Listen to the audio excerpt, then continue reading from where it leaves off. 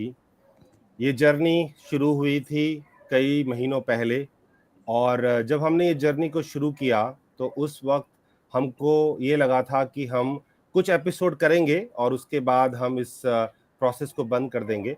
But जब हमने ये एपिसोड शुरू किया और हर वीक संडे को हम 11 बजे बातें उत्तराखंड की को लेकर आए, जहाँ पे मल्टीपल जो हमारे गेस्ट हैं वो आए, चाहे वो किसी गांव के ग्रामीण थे या पॉलिटिक्स से थे या स्कूल से थे या इंडस्ट्री में काम करने वाली वुमेन एम्पावरमेंट थी, या ऐसे लोग जो अपने सीएसआर इनिशिएटिव से कहीं ना कहीं वुमेन एम्पावरमेंट और क्लाइमेट चेंज के ऊपर काम करते हैं, वो लोग हों, उन सबको देखते हुए हर वीक बाय वीक हमने ये एपिसोड किया। और आज मैं बहुत प्राउड हूं कि आज हम अपना 100th जो है एपिसोड है वो सेलिब्रेट कर रहे हैं। और इस 100th एपिसोड में आज हम कुछ डिफरेंट करने वाले हैं, और आज हम डिस्कस करने वाले हैं the best practices in CSR and how to get maximum impact out of it. और आई एम सो हैप्पी कि आज का जो शो वो स्पेशल भी है, और साथ में जो हमारे गेस्ट हैं वो नॉर्मली एक होते हैं, बट आज हमारे साथ चार गेस्ट हैं। So let me welcome Mr. Gaurav Gupta, who is the CEO and founder of Fluidech. Miss Sudeshna Niyogi, she is the company secretary at VVDN Technologies. Miss Indrani Ghosh, she is the country head IOC at Global Growth IOC. And Mr. Drimit Chakraborty, who is the assistant manager HR at IQOR India Services Private Limited. I would like to welcome all my guests today on this platform to celebrate 100th episode of Baatein Uttarakhand ki. Welcome to all of you.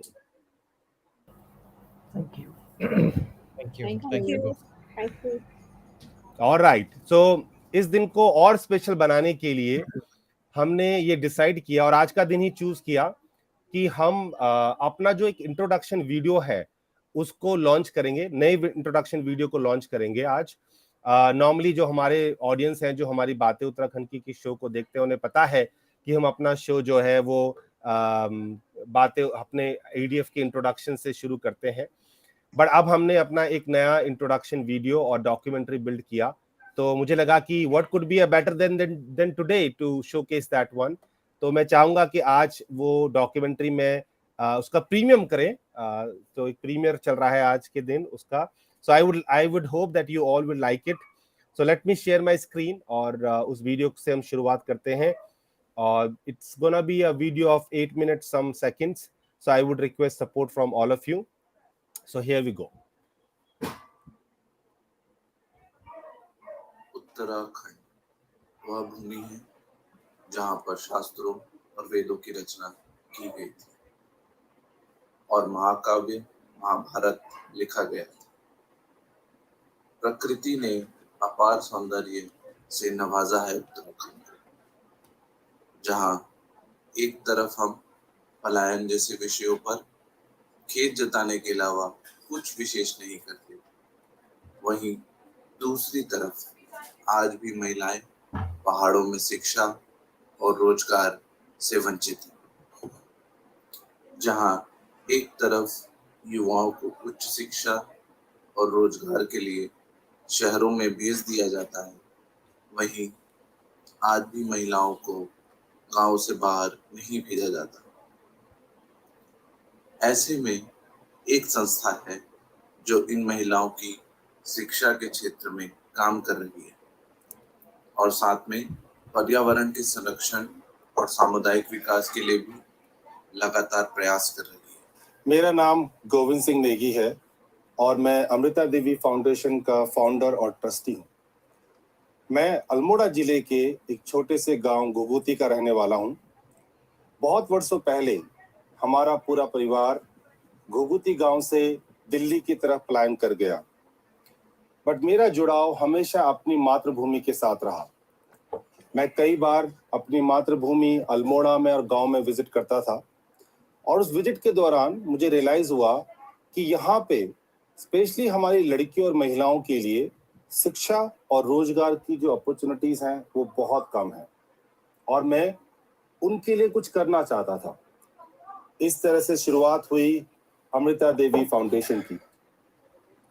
Amrita Devi foundation का उद्देश्य उत्तराखंड की महिलाओं और लड़कियों को आत्मनिर्भर बनाना है, ताकि वो कोई कौशल सीख सके और उसके बाद कोई रोजगार की अपॉर्चुनिटी या स्वरोजगार कर सके और अपने पैरों पे खड़े हो सके। इसको करने के लिए हम कंप्यूटर ऑपरेटर, डिजिटल मार्केटिंग और टेलरिंग के बहुत सारे कोर्सेज कराते हैं। अमृता देवी फाउंडेशन के ट्रेनिंग सेंटर्स अल्मोड़ा जिले में पड़थोला, हरड़ा, घुघुती, मानिला, सिनार और भिकियासेन गांव में है। इन सेंटर्स में महिलाओं को कंप्यूटर, सिलाई कढ़ाई जैसे कोर्सेज में प्रशिक्षित किया जाता है और इसके साथ साथ इनको पर्सनालिटी डेवलपमेंट की ट्रेनिंग भी दी जाती है, ताकि ये महिलाएं आत्मविश्वास से अपनी बात किसी के समक्ष रख सकें। मेरा नाम बीना सौटियाल है, मैं भिकियासेन में रहती हूँ। इसके साथ साथ मैं एक टीचर भी हूँ। तो स्कूल में सभी को एक कंप्यूटर सब्जेक्ट दिया गया है, तो मुझे भी दिया गया है सब्जेक्ट। तो मैं बच्चों को पहले पढ़ाती थी, कंप्यूटर में लिखवाती थी, पर प्रैक्टिकल बहुत कम करवाती थी। तो जब मुझे पता चला कि यहाँ पे एक अमृता देवी फाउंडेशन है जो लड़कियों को फ्री निःशुल्क शिक्षा प्रदान कर रही है, तो मैंने भी यहाँ कंप्यूटर का 3 महीने का कोर्स किया और उसके बाद मेरे पे बहुत सारे चेंजेस आए। मैं बच्चों को लिखवाने पढ़ाने के साथ साथ अधिक से अधिक प्रैक्टिकल भी करवाती हूँ और बच्चे भी इसमें रुचि रखकर बहुत अच्छी तरह पढ़ते हैं। इस चीज के लिए मैं अमृता देवी फाउंडेशन का धन्यवाद करना चाहती हूँ। अमृता देवी फाउंडेशन अपने निरंतर प्रयास से अभी तक सैकड़ों से भी अधिक महिलाओं को शिक्षित कर चुकी है और उनमें से अधिकतर महिलाएं आज आत्मनिर्भर हैं और आज वे अपने परिवार की आर्थिक सहायता कर पा रही हैं। मेरा नाम दीपाली है, मैं उत्तराखंड के अल्मोड़ा जिले से हूँ और मैंने अमृता देवी फाउंडेशन से डिजिटल मार्केटिंग का कोर्स किया है और मैं एक यूट्यूबर भी हूँ। मेरे चैनल का नाम है मी पहाड़ी। तो मैंने पहले बेसिक कोर्स किया अमृता देवी फाउंडेशन से, तो उसके बाद मुझे डिजिटल मार्केटिंग कोर्स के बारे में पता चला। मैंने उसमें एनरोल किया और मैंने ऑनलाइन डिजिटल मार्केटिंग का कोर्स किया, जिसके बाद की मुझे बहुत सारी चीज़ें पता चली, जैसे कि वीडियो एडिटिंग एंड थंबनेल बनाना और भी बहुत सारी चीज़ें। तो मैं अमृता देवी फाउंडेशन का धन्यवाद करना चाहती हूँ। अमृता देवी फाउंडेशन ने इस सपने के साथ शुरुआत की थी कि एक दिन उत्तराखंड की हर लड़की व महिला को स्वावलंबी और आत्मनिर्भर बनाया जा सके। कहते हैं कि किसी भी कार्य को शुरू करना बहुत आसान होता है, पर उस दिशा में निरंतर कार्य करना मुश्किल। लेकिन अमृता देवी फाउंडेशन की टीम ने अपनी लगातार मेहनत से ये साबित किया है कि किसी भी सपने को साकार करने के लिए अगर प्रयास किए जाएं तो वे सफल होते। नमस्कार, मैं शोभा देवी। मैं पहले अमृता देवी फाउंडेशन तौर पर 2 साल पहले मैं सिलाई सीखी है, तो आज मैं कुछ शिक्षिका छूँ और मैं बच्चों को सिलाई सिखाऊँ। और आज तक यहाँ बहुत सारी NGO आई जिनके काम नहीं कर, और पहली बार अमृता देवी फाउंडेशन एक NGO छू जो यहाँ कंप्यूटर सेंटर खोल रही इन्होंने और सिलाई सेंटर खोल रही। लोग मतलब बच्चों सिलाई सीखी, कंप्यूटर सीखा और यह अमृता देवी फाउंडेशन जो छू आगे तक यार बढ़ो। ये मतलब हर बच्चे बिहार नहीं जाए कि आप गाँव गाँव में काम करी, तो मैं अमृता देवी फाउंडेशन बहुत बहुत धन्यवाद करूँ। अगर आप भी अमृता देवी फाउंडेशन से जुड़ना चाहते हैं और समाज की बेहतरी की तरफ एक कदम बढ़ाना चाहते हैं, तो आप नीचे लिखे ईमेल के जरिए हमें संपर्क कर सकते हैं। आप हमारे साथ Facebook, Instagram, LinkedIn, YouTube page से भी जुड़ सकते हैं। अमृता देवी फाउंडेशन के द्वारा चलाए जा रहे ये कोर्सेज सभी महिलाओं और लड़कियों को निःशुल्क कराए जाते हैं। अगर अपनी कमाई का आप कुछ हिस्सा उत्तराखंड की महिलाओं की शिक्षा के लिए देना चाहते हैं, तो नीचे लिखे नंबर पर पेटीएम कर सकते हैं। आपका दिया हुआ छोटा सा सहयोग भी इन महिलाओं को आत्मनिर्भर बनाने में बड़ी मदद करेगा। मेरा नाम राम सिंह, ग्राम चौड़ा। वर्तमान में मैं जनता इंटर कॉलेज बाजन का प्रबंधक भी हूँ। विगत 1.5-2 साल से अमृता देवी फाउंडेशन के द्वारा जो यहाँ पे ट्रेनिंग दिलाई गई, जैसे कि टेलरिंग हो गया, कंप्यूटर हो गया, तो बहुत अच्छा आसपास के बच्चों ने सीखा और काफ़ी अच्छा सीखा है। और मैं आशा करता हूँ और भविष्य में आप इस प्रोग्राम को जो आपने यहाँ पे चला रखे हैं वो और बढ़ाएं, ताकि बच्चे उसमें कंप्लीट अपनी वो पूरी ट्रेनिंग ले सकें। अमृता देवी फाउंडेशन में हम लड़कियों व महिलाओं को स्वावलंबी और आत्मनिर्भर बनाने पे निरंतर काम करते आ रहे हैं। इसी के साथ हम पर्यावरण संरक्षण के लिए सक्रिय रूप से कदम उठा रहे हैं। ये प्रयास हमारी विंग अमृता देवी अर्थ केयर के अंतर्गत किए जा रहे हैं। इस विंग में हम वनीकरण पे काम करते हैं। स्थानीय समुदायों के साथ जुड़कर हम ऐसे पेड़ लगाते हैं जो फल और ईंधन लकड़ी का उत्पादन करते हैं, और ये पेड़ पर्यावरण में स्थिरता और आर्थिक जीविका दोनों प्रदान करते हैं। इन प्रयासों से कुछ स्थानीय ग्रामीणों को पेड़ लगाने, उगाने और उनकी देखभाल करने के लिए नौकरी के अवसर भी प्रदान किए जाते हैं। हमारी परियोजना के दूसरे चरण में ऊर्जा कुशल लकड़ी के चूल्हे ग्रामीणों को निःशुल्क उपलब्ध कराए जाते हैं।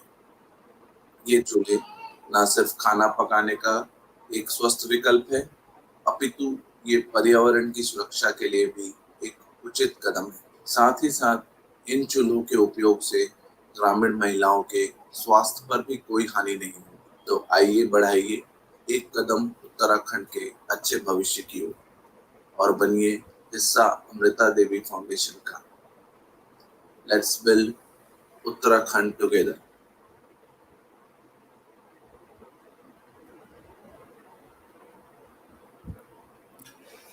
Well, that's great. This is our this is our premiere of documentary, which we wanted to showcase to everybody today. With that said, let me start our conversation. But before that, I wanted to ask one by one each from our audience, not the audience, sorry, the guest we have. Let's ask one by one. What is their first impression on the premiere video which we're showing to all of you? And Indrani, you're on my screen first, so maybe I'll ask you to take the stage and share your first impression of our documentary or introduction premiere. Okay, thank you Govind ji, and it is just lovely आप सबके बीच में आज बैठ के ये video देखना। So congratulations first of all, Amrita Devi foundation 100 episodes बातें उत्तराखंड के। बहुत ही इंटरेस्टिंग प्रोग्राम है। मैं खुद भी एक बार गेस्ट रह चुकी हूँ, मैंने कुछ सीरीज़ सुने भी हैं। सो ये एज़ अ कॉन्सेप्ट ही बहुत इंटरेस्टिंग है कि आप छोटे टॉपिक्स को उठाते हैं, उन चीज़ों के ऊपर हम बात करते हैं। So congratulations on that 100 episodes. आपका वीडियो बहुत ही मोटिवेटिंग है। जैसे आपने बोला ना कि going back to the roots, तो आप वापस सोसाइटी में अपने मातृभूमि को कुछ कंट्रीब्यूट करना चाह रहे थे। सो इवन दो दिल्ली आने के बाद भी आपके रूट्स के साथ आप जुड़े रहे, so that itself is very interesting. And इतना सारा काम कर रहे हैं बिकॉज़ यू नो विजन होना या थॉट्स होना तो एक बात है, बट उस चीज़ को एग्जीक्यूट करना ही अपने आप में एक बहुत बड़ी कामयाबी है। so many girls who have studied and आज वो आत्मनिर्भर हैं, फाइनेंशियली इंडिपेंडेंट हैं, अपने डिसीजंस खुद ले सकती हैं। एंड एक सेंटर नहीं, इतने सारे centres. So very well projected.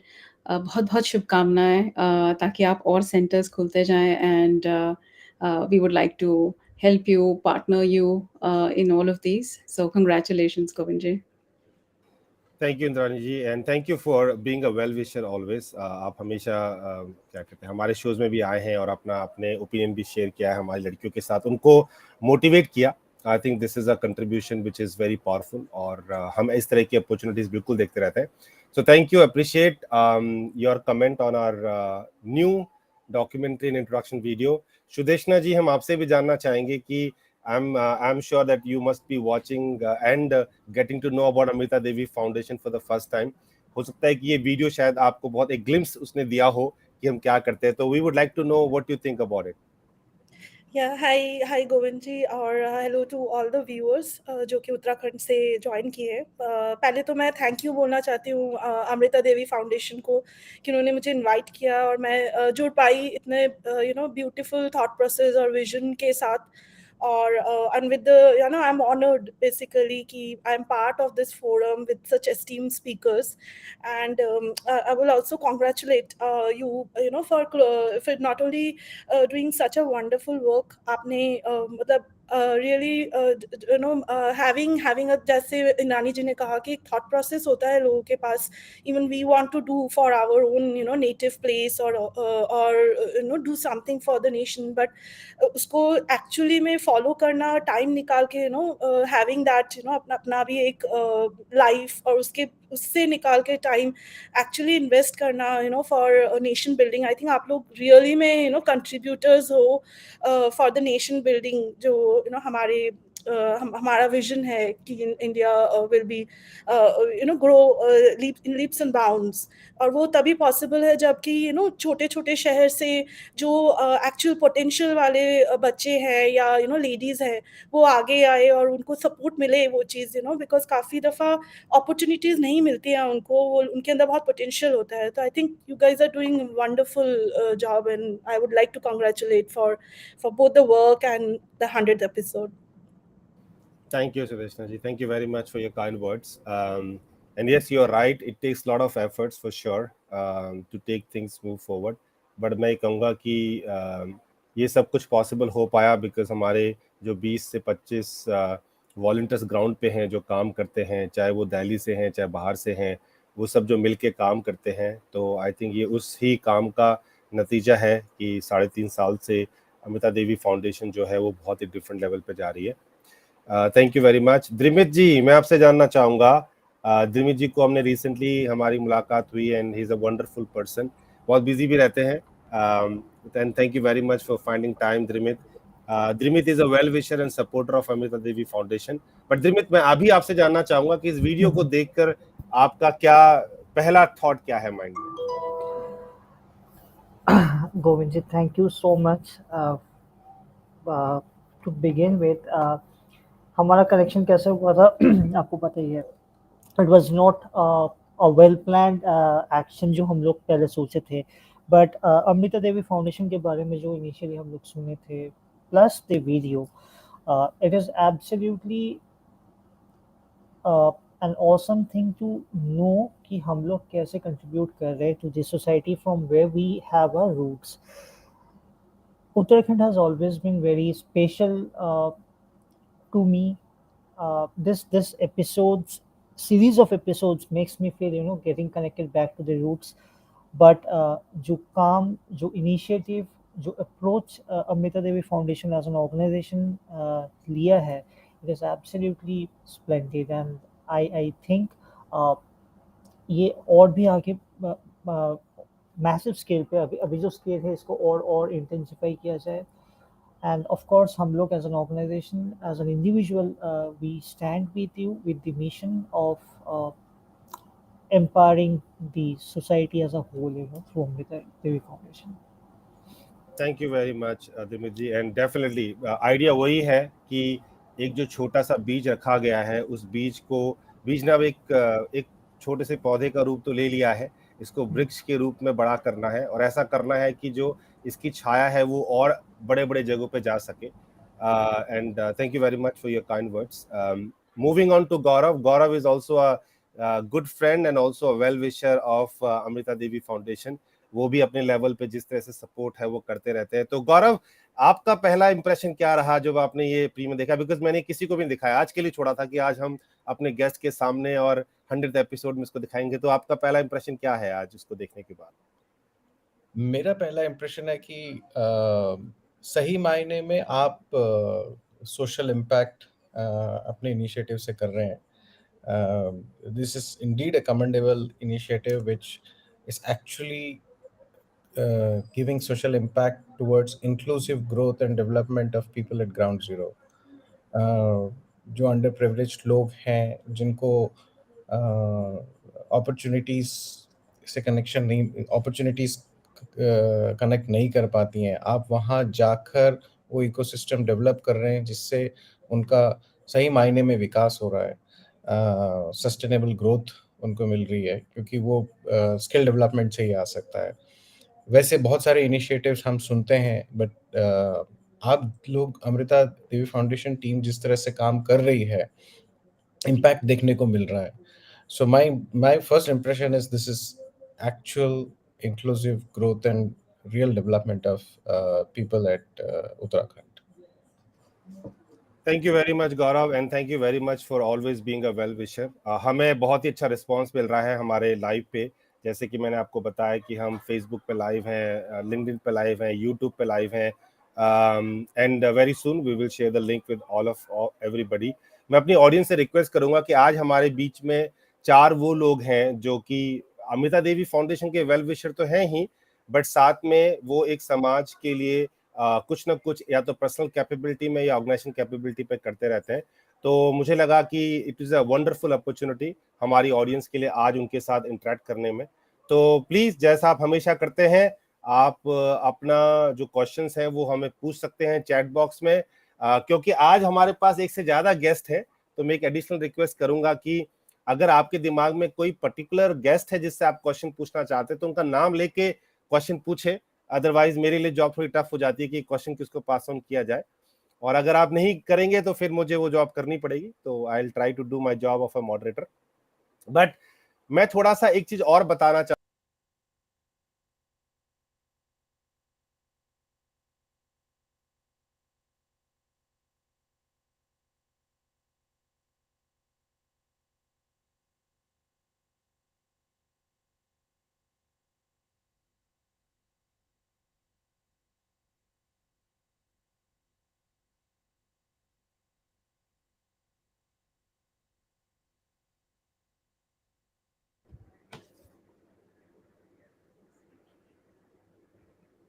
Did we lose Govind? Yeah, I think so. It's bad. I think I'm audible, right? Sorry, am I audible to everyone now? Yeah, you are. Yeah, sorry for the technical glitch. What I was saying is कि Amrita Devi foundation की 2 wings हैं। एक तो है Amrita Devi women skill development institute और दूसरी है अमृता देवी अर्थ care. Amrita Devi women skill development institute जो है, उसका जो मेन एम है वो उत्तराखंड की लड़कियों को एक सॉफ्ट स्किल अपस्किलिंग प्रोग्राम करवाना है। चाहे वो कंप्यूटर में हो, चाहे वो टेलरिंग में हो, चाहे वो डिजिटल मार्केटिंग में हो, और उसके बाद उनको अपने पैरों पे खड़ा करना है। जबकि जो अमृता देवी अर्थ केयर है, उसका जो पर्पस है वो है कि हम एनवायरनमेंट से रिलेटेड कुछ काम करें, और जो वो काम हो वो ऐसे हो जो कि एम्प्लॉयमेंट जनरेट कर सके या किसी ना किसी तरीके से इकोनॉमी को इम्पैक्ट कर सके। तो ये 2 विंग्स हैं जो अमृता देवी फाउंडेशन ने खड़ी की हैं, और इनके तहत हम काम करते हैं।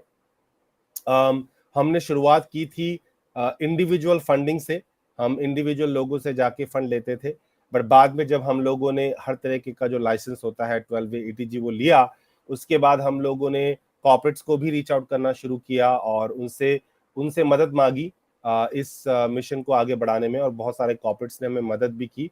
और आई थिंक उसी की वजह से है कि जो एक वो बीज हम कहते हैं वो एक पौधे का रूप ले चुका है, और अब उसको एक वृक्ष बनाने के तहत हम लोग काम कर रहे हैं। तो इसीलिए आज का जो हमने टॉपिक भी रखा वो रखा कॉर्पोरेट सोशल रिस्पॉन्सिबिलिटी। बिकॉज अपनी ऑडियंस के लिए बता दें कि ऑर्गेनाइजेशन जो है वो अपने प्रॉफिट का एक हिस्सा सोशल वर्क के लिए भी देती हैं, और जो वो देती हैं वो किसी ना किसी मिशन और अपने एक विजन के तहत देती हैं। और हमारे बीच जितने भी लोग आज अवेलेबल हैं वो भी किसी ना किसी तरीके से किसी ना किसी कॉज को सपोर्ट करते हैं। तो हमें लगा कि आज हम एक विषय है जिस पर बात करेंगे, और आज हमारा टॉपिक है कि सीएसआर में जो एक सीएसआर यानी कि कॉर्पोरेट सोशल रिस्पॉन्सिबिलिटी जो कॉर्पोरेट्स करती हैं, उसके अंदर जो वो एक डोनेशंस एनजीओ को देती हैं, तो उसमें क्या क्या बेस्ट प्रैक्टिसेस हैं और किस तरीके से वो इम्पैक्ट क्रिएट कर पाते हैं। तो let me start the conversation with our guest today. और मैं दोबारा रिक्वेस्ट करूंगा अपनी ऑडियंस से कि अगर उनका कोई क्वेश्चन हो बीच में, please put it on the chat box, और अगर वो हमारे गेस्ट का नाम लिख देंगे तो बहुत ही अच्छा रहेगा, मेरी लाइफ थोड़ा इजी हो जाएगी। तो that will be the my request, क्योंकि इंद्रानी जी हमारे साथ पहले भी जुड़ चुकी हैं, वो हमारे साथ पहले भी आ चुकी है और हमारी लड़कियों को उन्होंने मोटिवेट किया। तो मुझे लगता है कि इंद्रानी जी को पहले मौका दे देते हैं आज और उनसे ये कन्वर्सेशन की शुरुआत करते हैं। सो इंद्रानी जी, ऑन बिहाफ ऑफ ऑडियंस, मैं ये जो जरूर जानना चाहूंगा कि जब आपकी ऑर्गेनाइजेशन किसी CSR इनिशिएटिव के लिए वर्क करती है या डिसाइड करती है कि उनको करना है, चाहे वो सोशल लेवल पे हो, चाहे वो एनवायरमेंटल लेवल पे हो, तो ये जो डिसीजन है ये आप जब लेते हैं तो किस किस तरह की चीजों को ध्यान रखते हैं? हाउ डू यू आइडेंटिफाई कि किस तरह की चीजों को आपको करना है जिसको अपने CSR इनिशिएटिव में डालना चाहते हैं? Okay, sure. So, I hope I'm audible. Yes, you are audible. Okay, perfect. So, हाँ, सो कंपनीज कैसे आइडेंटिफाई करते हैं अपने CSR पॉलिसीज को? तो सबसे पहले क्या होता है ना कि you try to find a policy for yourself, कि वो आपका एक गवर्निंग डॉक्यूमेंट बन जाए, कि वही आपको गाइड करे कि आपको कहाँ पे इन्वेस्ट करना है। So like you said, and for the benefit of others, कि जब हमारा एक CSR फंड है and you need to invest that, तो you always want to link it to your own company values, कि हमारे कंपनी का क्या वैल्यू सिस्टम है, उनके विजन क्या है, कंपनी कौन कौन से बिजनेस में एसोसिएटेड है, कंपनी का कल्चर क्या है, एथिक्स क्या है। सो उन सब को मद्देनज़र रखते हुए we try to identify a CSR policy. अब पॉलिसी भी हम, जैसे आपने अभी बताया कि बहुत सारे पैरामीटर्स हो सकते हैं या कैटेगरीज में हम उनको डिवाइड कर सकते हैं। तो एक, तो जैसे या तो हम एनवायरमेंटल रिस्पॉन्सिबिलिटी उठाएं कि या हम ह्यूमन राइट्स या एथिकल राइट्स पे उठा लें, या जनरल फिलैंथ्रोपिक या चैरिटी लाइक एजुकेशन प्रोग्राम्स या लोकल चैरिटीज़ या स्किल डेवलपमेंट। सो ये सारे गाइडिंग प्रिंसिपल्स आपके हो सकते हैं when you are trying to identify a CSR policy. But overall मुझे ऐसा लगता है कि जब भी हम कोई एक संस्था के साथ जुड़ते हैं तो we try to link it with our own values and vision या बिजनेस। सो मैं अपनी ऑर्गेनाइजेशन का एग्जांपल देती हूँ। जैसे हमारे काफ़ी बिजनेसेस आई केयर में इन्वॉल्व हैं, सो ऑप्थेल्मोलॉजी या ट्रीटमेंट्स या EMRs, EHRs। तो हमने ये सोचा कि if I really want to connect with the society and give back to the society, तो मे बी हमें उसी फील्ड में आगे बढ़ना चाहिए। सो इसीलिए हम कई हमने ऐसे कैंप्स को हमने किया जहाँ पे we offered free cataract surgeries for the underprivileged. So इस टाइप के वैल्यू सिस्टम्स आप अपने ऑर्गेनाइजेशन का जब आप उठाते हैं तो then you try to understand कि अच्छा, if I continue the business, और मे बी जिस बिजनेस के साथ मैं एसोसिएटेड हूँ, whatever I am trying to contribute as a business, तो उसी के साथ अगर आप अपने CSR प्रोग्राम्स को जोड़ते हैं तो then you are also able to find that satisfaction of giving back to the society. Similarly, so yes, business is definitely one element, but उसके साथ again, you know, if you want the CSR program to be successful, तो आप अपने employees को भी उनमें जोड़िए। You decide कि आप इसको measure कैसे करेंगे इस success को, because सिर्फ ये नहीं होना चाहिए कि ओके एक हमें फंड है, हमें कंट्रीब्यूट करना है, but after the contribution what is the impact that we have been able to create to the society. So I think to again summarize your question, company का अपना values, the value proposition that the company has, वो सारी चीज़ें will finally determine the exact CSR spend that we decide. Thank you very much, Indrani ji, and I agree. I think कहीं ना कहीं organisations को एक CSR फंड लेवरेज तो करना है, बट उसको लेवरेज करने के साथ साथ they have to also decide कि वो उनके ऑर्गेनाइजेशन के जो थॉट प्रोसेस है या विजन है उससे मैच करता हो। जैसा आपने बोला कि आपकी जो ऑर्गेनाइजेशन है वो आई केयर और इस पे बहुत ज़्यादा फोकस करती है, सो आई एम अज्यूमिंग कि वो उस तरह की इनिशिएटिव्स को भी सपोर्ट करती होगी। So that's really an awesome one. And of course there are multiple causes जिनको ऑर्गेनाइजेशन अपने लेवल पे सपोर्ट कर सकती है, और आई थिंक ऑर्गेनाइजेशन के जो लीडर्स हैं उनको वो कॉज आइडेंटिफाई करके उस पर कॉन्टिन्यूसली काम करना चाहिए ताकि कोई इम्पैक्ट वो क्रिएट कर सके। तो हम बढ़ेंगे अब सुदेशना जी की तरफ, and Sudeshna ji, once again welcome to Amrita Devi foundation बातें उत्तराखंड की show. maybe what we want to know from you is कि CSR के बारे में लोग बातें तो बहुत करते हैं, बट अगर कोई ऐसे एग्जांपल आप शेयर कर सके जहाँ पे ऑर्गेनाइजेशन ने CSR इनिशिएटिव्स को किया and they were able to make best out of it, तो वो एग्जांपल आप में दें। आपकी खुद की कंपनी का एग्जांपल हो सकता है, या आप किसी प्रीवियस कंपनी में काम करते थे, या आपने कहीं सुना है, वो एग्जांपल्स भी हो सकते हैं। तो let us know what are those examples which you want to share with our audience. So thank you Govind ji. So I think ये एक बहुत ही इम्पॉर्टेंट क्वेश्चन है, जो कि बीइंग इन अ कंपनी जब हम लोग का ड्यू डिलिजेंस होता है या हम कस्टमर के साथ इंटरेक्शन करते हैं ग्लोबली या इन इंडिया, तो काफ़ी लोग हमसे ये क्वेश्चन ना पूछते हैं। Stakeholders are very conscious कि कंपनी जो ऑपरेट कर रही है वो क्या कंट्रीब्यूट कर रही है to the society at large. तो और आई थिंक इसी थॉट प्रोसेस से जो हमारी मिनिस्ट्री ऑफ कॉर्पोरेट अफेयर्स है वो भी अमेंडमेंट रिसेंटली एक अमेंडमेंट भी लेके आई, वो कॉर्पोरेट हमारे जो CSR रूल्स हैं कंपनीज एक्ट में, जहाँ पे वो लोग ने बोला है कि कंपनीज CSR इन्वेस्टमेंट प्रोजेक्ट्स तो करेंगे ही, साथ में वो लोग एक इम्पैक्ट एनालिसिस भी करेंगे। मतलब कुछ थ्रेशोल्ड्स रखे हैं उन्होंने जिसके बियॉन्ड अगर आप जाते हो तो you need to show you need to do a impact analysis from an independent auditor, और वो आपको पब्लिश भी करना पड़ता है ऑडिट रिपोर्ट्स में एंड ऑल। सो मतलब मैं ये बोलना चाहती हूँ ऑडियंस को कि आप काफ़ी दफ़ा एनुअल रिपोर्ट उठा के आप देख सकते हो CSR रिपोर्ट्स जो लिस्टेड कंपनीज हैं उनकी, जो क्या क्या उन्होंने क्या क्या प्रोजेक्ट्स वो कर रहे हैं और क्या इम्पैक्ट हो रहा है सोसाइटी पे उसका। जी, और इसी लाइन में मैंने कुछ एक्चुअली कुछ लिस्टेड कंपनीज का वो किया है, प्लस मैं अपने भी कंपनी का एक इंसिडेंट शेयर करूँगी।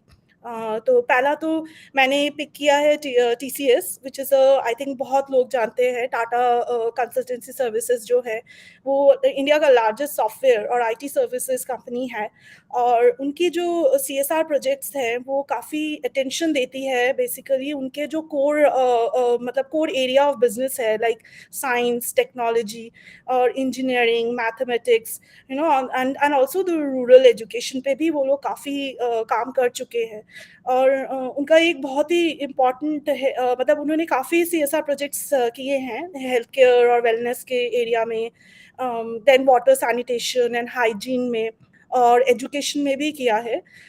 But I think the most commendable और एडमायरेबल जो मुझे लगा कि उन्होंने हेल्थ केयर सेक्टर में काफ़ी बिगेस्ट जो हेल्थ केयर चैलेंजेस है उसको टेकअप किया है अपने CSR इनिशिएटिव्स में, और वो उन्होंने एक हॉस्पिटल मैनेजमेंट सिस्टम लेके आए हैं, उन्होंने इंफ्रास्ट्रक्चर डेवलप किया है, कैंसर इंस्टीट्यूट जो चेन्नई में है, और टाटा की मेडिकल सेंटर है कोलकाता में, वहाँ पे भी उन्होंने काफ़ी अपने इन CSR इन्वेस्टमेंट्स करके प्रोजेक्ट्स रन किए हैं।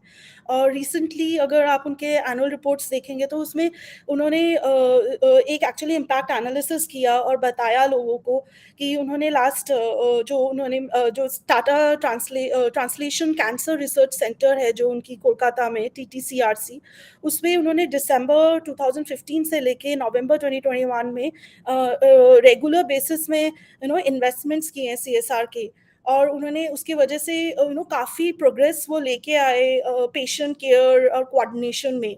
सो जो टाटा मेडिकल सेंटर है कोलकाता का, वहाँ पे patient can basically directly go access their patient investigation reports, और हॉस्पिटल के वेबसाइट में जाके वो लॉग इन कर सकते हैं, उनकी इन्फॉर्मेशन मिलते हैं।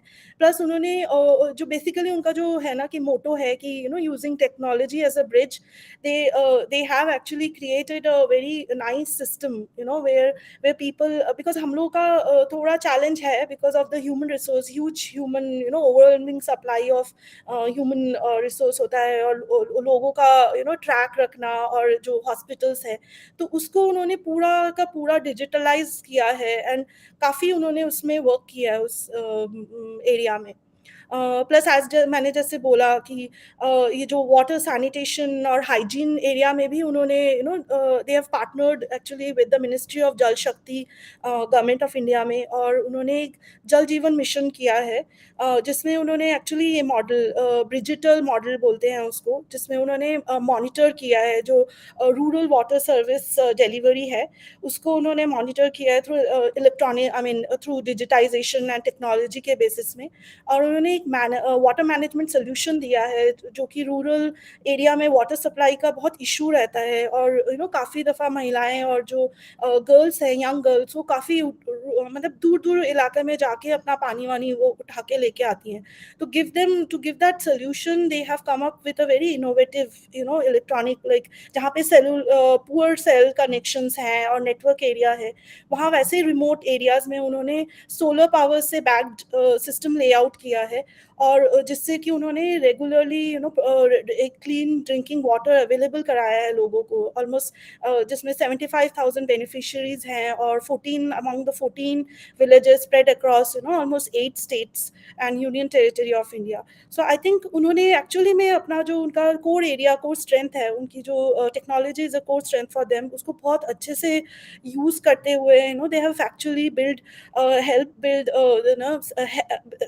मतलब कम्युनिटी को एक रेगुलर और adequate supply of clean drinking water provide किया है। सो I think it's a very commendable thing which they did. Similar lines में उन्होंने there is one more company which does such kind of work is Infosys. I think वो तो corporate ethics में मतलब exemplary है, तो उन्होंने भी काफ़ी चीज़ों में काम किया है। इनफैक्ट उनकी जो फाउंडेशन है, इन्फोसिस फाउंडेशन है, तो जो CSR आर्म है, वो बेसिकली डेस्टिट्यूट केयर सेंटर्स खोला है, उन्होंने पार्टनर किया है एम्स के साथ, और उन्होंने प्रोवाइड किया, क्योंकि काफ़ी दफ़ा लोग बाहर से आते हैं आउट ऑफ सिटी आके अपना ट्रीटमेंट कराते हैं कैंसर का और इसका, और वो लॉन्ग ड्यूरेशन के लिए ट्रीटमेंट होता है, और कमिंग फ्रॉम स्मॉल सिटीज़ और अपने घर से अलग यहाँ रह के कराने में उनको बहुत दिक्कतें, रहने की दिक्कतें, और Delhi being a very costly city, उनको बहुत प्रॉब्लम्स फेस होती हैं। तो उन्होंने क्या किया, अंडर प्रिविलेज कैंसर पेशेंट्स के लिए एक टेम्पररी शेल्टर क्रिएट किया है inside the national cancer institute all India के अंदर, और जो एम्स है उसके अंदर झाझर, उन्होंने हरियाणा में किया है, ये झाझर हरियाणा में किया है, और ऑलमोस्ट 800 बेड्स लगाए हैं वहाँ पे, और इवन सो काफ़ी इस तरह के काम कंपनीज करती हैं, और जो कि उनके जो कि आप एक्चुअली में रीड आउट कर सकते हैं उनके एनुअल रिपोर्ट्स में। सो RIL और एक है, रिलायंस ने भी काफ़ी एरियाज में काम किया है, एजुकेशन एंड अदर सेक्टर्स में। उनकी तो एक है प्रोजेक्ट जागृति करके है, जहाँ पे वो लोग डिसलेक्सिक स्टूडेंट्स को हेल्प करते हैं जो अंडर प्रिविलेज्ड है, और उनके थोड़ा रीडिंग चैलेंजेस रहते हैं, तो काफ़ी दफ़ा उनके पास इतना उनकी अवस्था नहीं रहती है कि वो उस तरह का हेल्प ले सके जो कि शायद प्रिविलेज किड्स के पास होती है। तो उन्होंने इस टाइप का एक मिशन करके उन्होंने अपना उस तरह का एक प्लान किया है, जिससे वो लोग हेल्प करते हैं उस टाइप के लोग, बच्चों को आइडेंटिफाई करके, और उनको they bring them in the main stream, because it's a they can actually compete with the mainstream kids and do well in their life. So ऐसे काफ़ी काफ़ी आप देख सकते हो उनके एनुअल रिपोर्ट्स, और इस तरह से इवन मैं यहाँ पे रेफर करूँगी हमारी कंपनी का भी। तो VVDN ने एक्चुअली, हम लोगों का मिशन था कि हम एनवायरनमेंट के लिए कुछ करें, तो मानेसर में जो काफ़ी डंपिंग एरियाज थे, जो कि हम लोगों ने अथॉरिटीज़ के साथ टाई अप करके, उनके साथ अलाइन करके, हमने गवर्नमेंट बॉडीज से परमिशन लेके उन एरियाज़ को डेवलप किया है, एंड अभी वहाँ पे प्रॉपर एक गार्डन टाइप बनाया है, और काफ़ी तो वो area basically we are trying and building one by one की वो ब्यूटिफाई कर रहे हैं, सो दैट लोग जब आए वहाँ, हमारे नॉट ओनली हमारे कस्टमर्स और फॉर दैट मैटर जो लोग वहाँ रह रहे हैं, बिकॉज हमारे एम्प्लॉयज़ भी उस एरिया में रह रहे हैं, तो उनको भी अच्छा लगेगा, and also we are doing all this things. तो मुझे लगता है कि this initiative which ministry of corporate affairs have brought into, and उन्होंने जो ये इम्पैक्ट एनालिसिस भी किया है, उससे क्या होता है कि हम लोग हमें यूजुअली सीएसआर में हमें पता नहीं चलता है कि एक्चुअली में क्या कहाँ पे इम्पैक्ट कर रहा है, but through these research and through these audits actually people can know कि कंपनी कहाँ तक कौन से एक्सटेंट तक सोसाइटी के लिए एफर्ट कर रही है. Thank you very much, Sudeshna ji. And I agree that I think impact of what we are doing is more important and more powerful. I think वो हर ऑर्गेनाइजेशन को अपने लेवल पे करनी चाहिए, ताकि जो भी उनका एक कंट्रीब्यूशन है वो पता चल सके कि उसका सोसाइटी पे कितना इम्पैक्ट डाला है. आई थिंक आपने मल्टीपल ऑर्गेनाइजेशन का एग्जांपल दिया, including your own organisation. I think those are powerful. और कहीं ना कहीं मिलता है कि हमारी जो ऑडियंस है उसको ये पता चला होगा कि भाई जो ऑर्गेनाइजेशंस हैं जब वो किसी भी कॉज को सपोर्ट करती हैं तो वो उस कॉज के पीछे रहती हैं और देखती हैं कि उस कॉज को कैसे आगे लेकर जाया जाए. So thank you and I am glad to know कि आपकी ऑर्गेनाइजेशन भी कहीं ना कहीं पर्यावरण के लिए काम कर रही है और उसके इम्पैक्ट को मेजर करती है. So that's awesome. और आपने बात की इम्पैक्ट की, तो मैं चलूंगा द्रिमित की तरफ और ये जानना चाहूंगा, द्रिमित आप अगर हमारी ऑडियंस को बताएं कि किस तरीके से एक सीएसआर इनिशिएटिव के इम्पैक्ट को जाना जा सकता है, कैसे उसको फिगर आउट किया जा सकता है. What is your opinion on that? Sure. आज से कुछ साल पहले अगर हम लोग सीएसआर की तरफ देखें ना, सीएसआर जो मुझे लगता है it was very customary, it was very मतलब सिर्फ करने के लिए करना पड़ेगा, because India as a country is the first country जो सीएसआर को through an amendment brought into impact की मैंडेटरी किया था.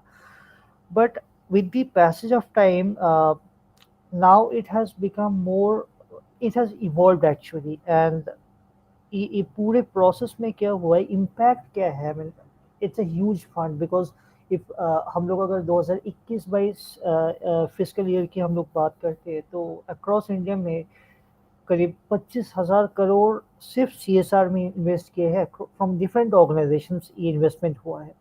25,000 crore is a huge amount.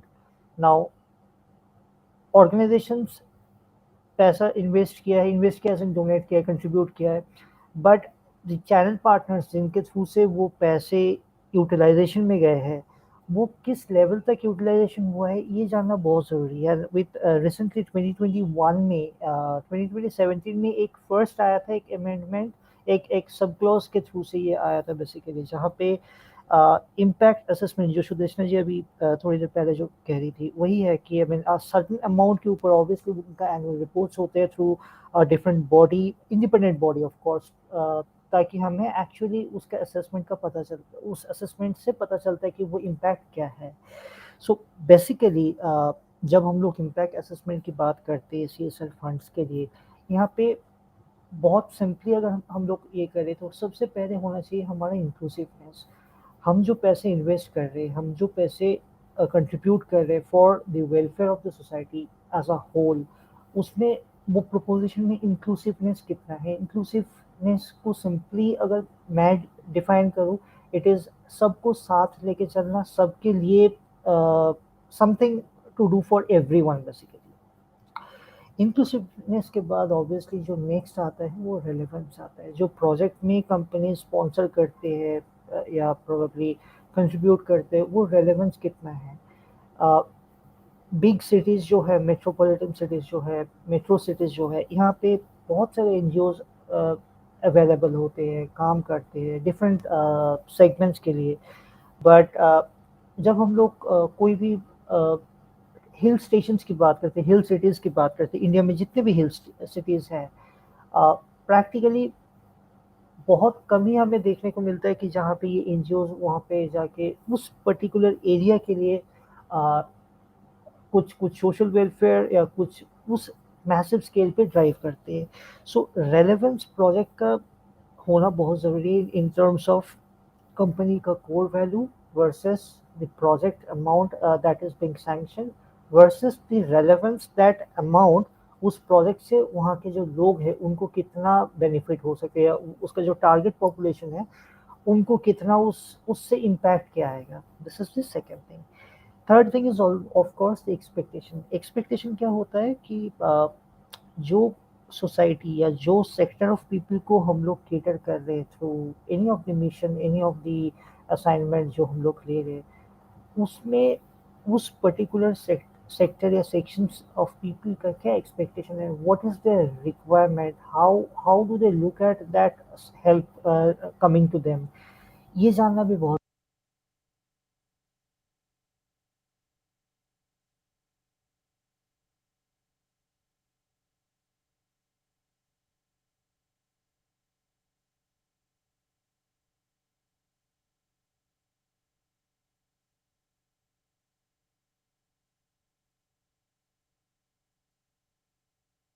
Is it me or we are not able to hear Drimit? Sorry, Yeah, mute हो गया था। yeah, we are not able to hear. Am I audible now? Yes, yes. Okay, okay, I'm sorry. So impact, जो inclusiveness जो मैं कह रहा था, inclusiveness first होता है, रेलेवेंस एंड एक्सपेक्टेशंस जो होता है वो obviously is the second step, जहाँ पे expectations and relevance from both the side needs to be taken into consideration. The third is the service delivery. Service delivery as हम लोग जब एक मॉडल के थ्रू से चलते हैं कि हम लोग इस पर्टिकुलर प्रोजेक्ट को स्पॉन्सर करेंगे या ये पर्टिकुलर प्रोजेक्ट को केटर करेंगे, उस पर्टिकुलर प्रोजेक्ट में कितना टाइम लग सकता है, what is the time frame that we would be required for completion, हमारे उसमें इंटरमीडिएट स्टेप्स क्या होंगे, कितना as an return on investment is a term जो हम लोग ऑफन बिजनेस में यूज करते हैं, बट CSR में भी रिटर्न ऑफ इन्वेस्टमेंट होता है अगर हम लोग देखते हैं, बिकॉज दिस इन्वेस्टमेंट जो एक कंपनी as an sponsor करते through CSR, it is there investing for the welfare of the society, welfare of the mass, welfare of those people who are probably a little below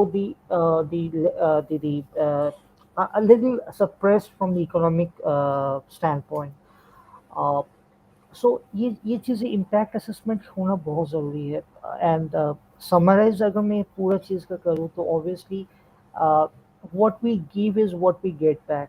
सो हम हो सकते कि एक एक एक इंसान एक एक जगह से बिलोंग करते, but at the end of the day अगर हम लोग सब मिल के एक अ, छोटे से एनालिसिस करते हैं बैठ के कि आज हमारे पास let's say we have tens of things.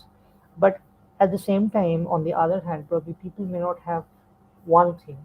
So it is no harm जहाँ पे हम लोग हम हमारे चीज़ उनके साथ शेयर कर सकते ताकि they feel good, they can get benefit out of that, they can probably come up from the level they're in, and it's a cycle that goes on. You know, what we give is what we get back as a human, as an organization, or as an institution. So that is what I think. Govind. Yeah, thank you very much, Drimit, for explaining it so well. I agree कि एक time ऐसा था कि CSR was just a formality कि लोगों को करना था, बट आज की डेट में CSR उनके विजन और मिशन से जुड़ा हुआ है। हमारे प्रीवियस स्पीकर्स हैं, सुदेशना ने भी बोला, इंद्रानी ने भी बोला, और उसका इम्पैक्ट जानना बहुत जरूरी है। और आपने जो एक बहुत ही सही बात बोली कि इम्पैक्ट हर हर बार केवल इन टर्म्स ऑफ क्या मॉनिटरी इम्पैक्ट, इकोनॉमिक इम्पैक्ट है, वो नहीं होता। साथ में ये भी है कि भाई आपकी ऑर्गेनाइजेशन के लोग कितना इन्वॉल्व है, उससे कितना इंक्लूसिव है, वो क्या वो उसमें कॉज में पार्टिसिपेट कर पा रहे हैं। और मैंने तो कई बार देखा है कि CSR एक्टिविटीज जो है वो एक employee engagement activity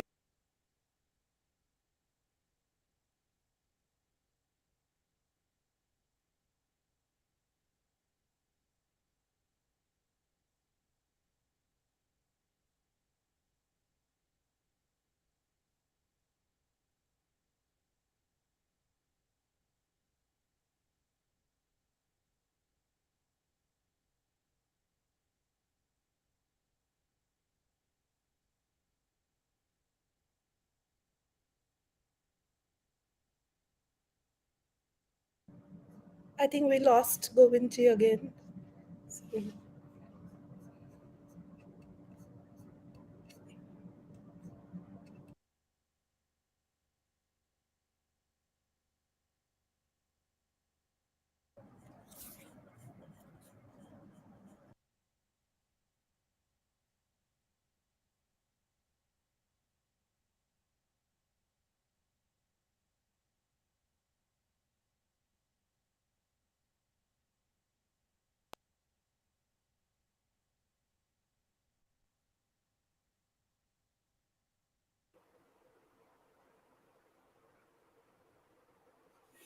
Gaurav, can you hear me?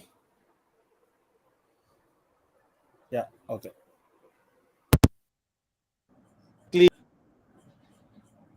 You is that the challenges we face while implementing those CSR initiatives, and what is your opinion that how can we overcome that? Okay. All right. Thank you so much once again for having me here. I really appreciate it. So Govind ji, challenges में भी कुछ resonance है जो सुदेशना जी ने कहा, ड्रिमिट जी ने कहा, इंद्रानी जी ने कहा.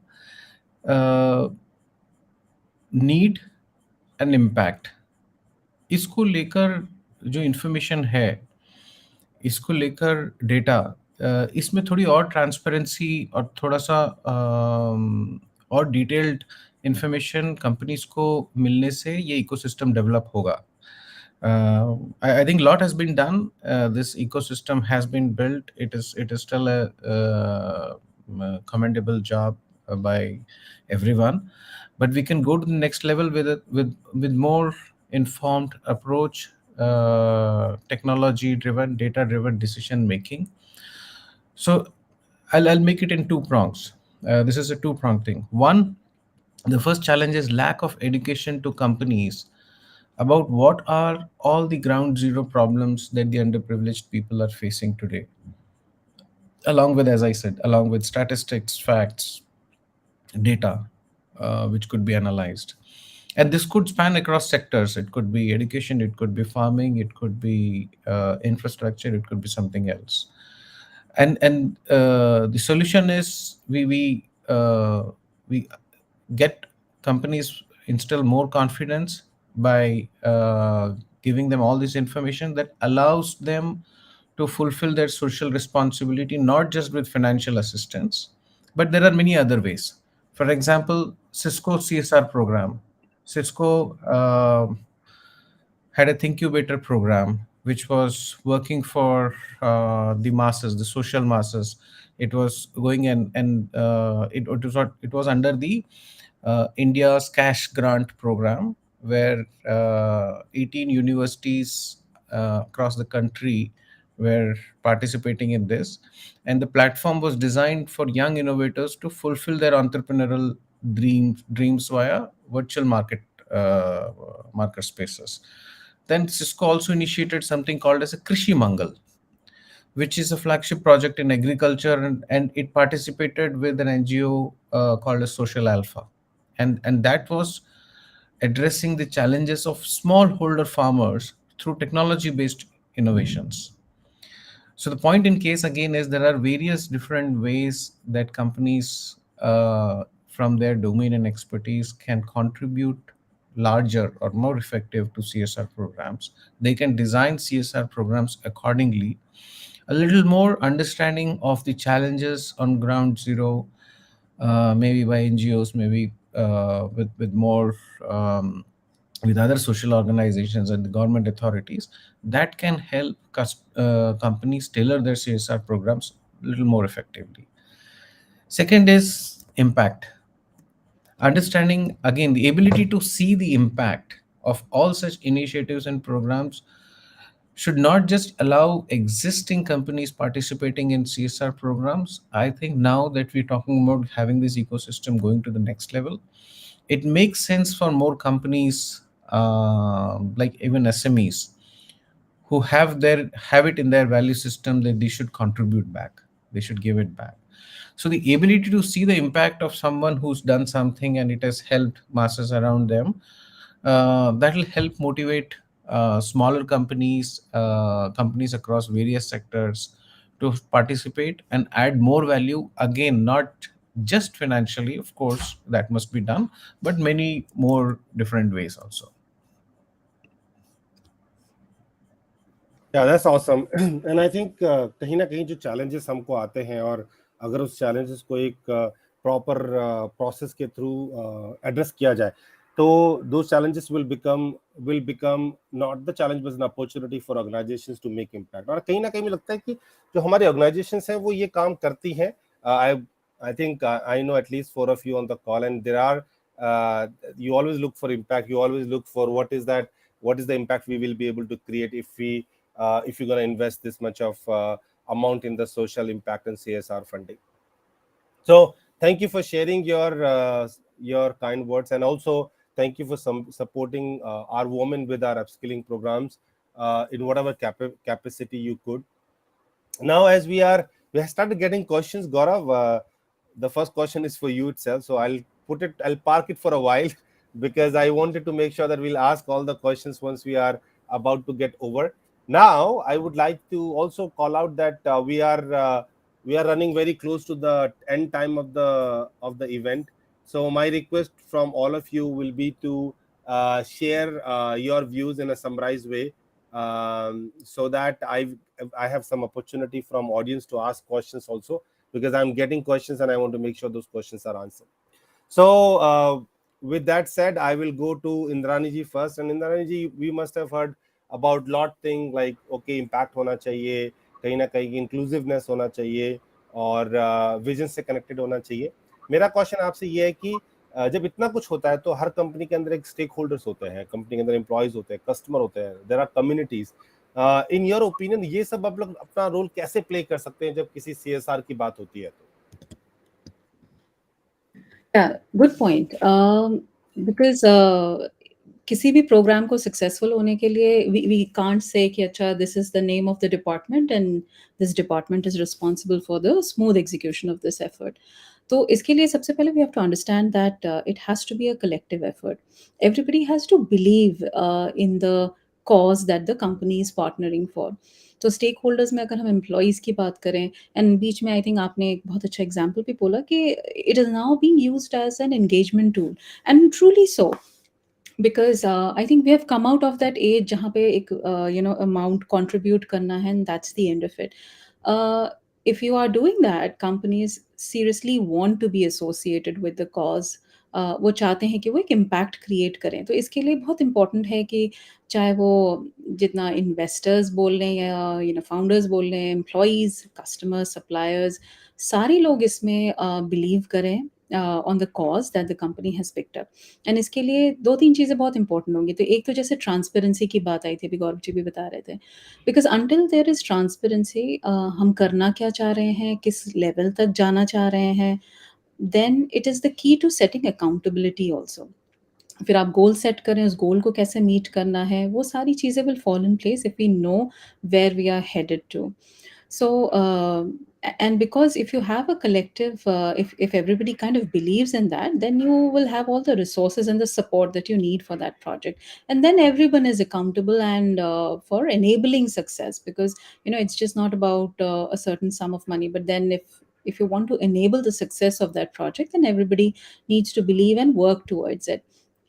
uh, and using employees as or this platform as engagement becomes very helpful, because we have experienced this as an organization ourselves, that at anywhere that we have kind of partnered with an NGO, our employees have provided a beautiful platform wherein they have volunteered, they have spent their time. It could be even for taking some classes. They have volunteered for helping the doctors.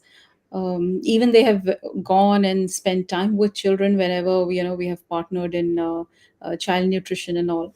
So then it becomes so when we also talk about whether the impact that we are able to create, तो उसको measure करने के लिए भी आपके employees ही almost रहते हैं. They ensure that whatever we are trying to do, उस चीज़ का actual impact या the grassroots level पे वो सहायता जो हम करना चाह रहे हैं वो पहुंच रहे हैं कि नहीं. So that becomes truly effective. And also, when you are partnering with NGOs, you also want to know कि what is it that they want to do, कहाँ पे वो implementation होगा, how will the last beneficiary get impacted. So all of those things will fall in place if we first understand that it is a collective effort. सारे stakeholders को अगर आप साथ लेके चलें, if they all believe in the action that the company has planned for, then it becomes an effort which will definitely create an impact, and it's just not namesake anymore. No, very well said. I think it's very important to bring all the stakeholders together in this process and to make it the most out of it. ये खाली एक process ना रह जाए, जबकि एक collective effort हो जाए. I think that is the message you wanted to give, and how to bring them is also some tips you have given from your side. So thank you very much. Appreciate it. And then let's go to Sudeshna. And Sudeshna, we also like to have some opinion from you in a summarized way. That Indrani भी बोल रही थी कि कहीं ना कहीं जो CSR है वो विजन से कनेक्टेड होना चाहिए, विजन से कनेक्टेड होना चाहिए, बिजनेस ऑब्जेक्टिव से कनेक्टेड होना चाहिए. बट द पॉइंट इज, और धृमित ने बोला कि ऐसा होता नहीं था, थोड़ा बहुत ट्रांसफॉर्मेशन तो हो रहा है बट ऐसा होता नहीं था. तो कैसे किया जा सकता है इसको, और आपने अपनी कंपनी में किया है तो how you have done it. May be it will be a great, I think I remember you said that you work for the environment. तो आप ये कैसे कर पाते हैं कि इसको कनेक्ट कर सकें? सो आई थिंक जो ये बहुत इम्पॉर्टेंट है, ये जो CSR की जो रिस्पॉन्सिबिलिटी है वो एक्चुअली एक शेयर्ड रिस्पॉन्सिबिलिटी है टॉप मैनेजमेंट की. और ये एक वन ऑफ एक्टिविटी नहीं है. It's a very like year on year आपको बिल्ड करना पड़ता है. जो भी आप इफेक्टिवली कंट्रीब्यूट करना चाहते हो अपने सोसाइटी के लिए या एनवायरनमेंट के लिए, तो आपको वो एक DNA, एक जो उसकी जो CSR की जो ऑब्जेक्टिव है वो एक डीप रूटेड एक DNA क्रिएट करना चाहिए अपने कंपनी के कोर वैल्यूज के साथ. सो और दोनों टैंडमली चलता है. मीन्स आपकी जो वैल्यूज हैं उसको आपको कल्चरली ऑर्गेनाइजेशन के अंदर वो डेवलप करनी पड़ती है among your all stakeholders like employees खास करके. एंड तभी आप वो जो प्रोजेक्ट्स जो आप इनिशिएशंस लेते हो वो लॉन्ग टर्म के लिए रहता है, और उससे बेनिफिट्स जो आती है वो भी लॉन्ग टर्म बेनिफिट्स आती है टू द सोसाइटी. सो इस पे ना काफ़ी रिसर्च हुई है ग्लोबली, और कैसे इसको करा जाए एंड सो इसमें आई थिंक ओंटारियो में भी हुआ था, कनाडा में भी हुआ. तो इसमें बहुत इम्पॉर्टेंट है कि जब आप कोई भी CSR इनिशिएटिव लॉन्च करते हैं तो आपको देखना चाहिए लॉन्च करने से पहले कि वो आपके कोर वैल्यूज़ के और या ब्रांड वैल्यू के साथ अलाइन होता है, because then only it will go long long way. Okay. Secondly आप एक कुछ रिसर्च किए गए थे इसके ऊपर, जहाँ पे उन्होंने क्या किया था कि उन्होंने साइट लीडर्स अपॉइंट किए थे, प्रोग्राम लीडर्स अपॉइंट किए थे टू फ्रॉम द एम्प्लॉयज़.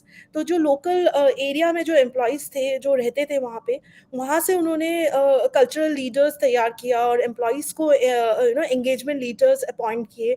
और वो लोग क्या करते थे, ग्रास रूट में जाके इंटरेक्ट करते हैं अपने लोकल बॉडीज से, अथॉरिटीज से, और जो कम्युनिटी है वहाँ आसपास के लोग हैं उनसे, और अंडरस्टैंड करते हैं. Basically you need to understand कि उनके जो एरिया लोकल एरिया में जो प्रॉब्लम्स हैं वो क्या है बेसिकली, एंड उसको कैसे हम लोग आइडेंटिफाई करके उसको रिजॉल्व करें. तो उसके लिए फिर then you can identify your own projects. Similarly like हमारे केस में हमने वही चीज़ किया था, बिकॉज हम लोग मानेसर में ही थे और हमें लगा कि अगर बीइंग अ कंपनी एंड हम लोग को CSR करना चाहिए और डेवलप करना चाहिए आसपास का जो एरिया है environmentally and all.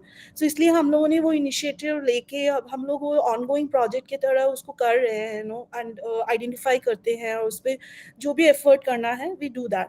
So similarly अगर आप देखें, MCA ने भी काफ़ी बोला है कि कि अगर आप ग्रेटर इम्पैक्ट करना चाहते हो तो आप अपने लोकल एरिया में पहले करो. So if you see the rules and regulations जो कंपनीज एक्ट के हैं उसमें वो लोग ये पहले बोलते हैं कि आप अपने लोकल एरिया में उसको पहले इनिशिएट करिए, और फिर आप you can obviously you can move and do it in other locations also, but first and foremost is your own area where you are working. So वो उससे क्या होता है कि जो आपका इम्पैक्ट हो रहा है, जो आपके एम्प्लॉयज़ हैं और ये जो लोकल एरिया के जो लोग हैं, दे विल अंडरस्टैंड एंड आपको इमीडिएटली इम्पैक्ट आपको पता चलेगा कि उनसे फीडबैक्स भी आपको इजीली मिलेगा. आपके एम्प्लॉयज़ से आपको फीडबैक मिल सकता है कि क्या whether those projects are successful, और या उसको कुछ और उसमें फेर बदल करना पड़े या उसको और अलाइन करना पड़े, तो वो सब आप कर सकते हो.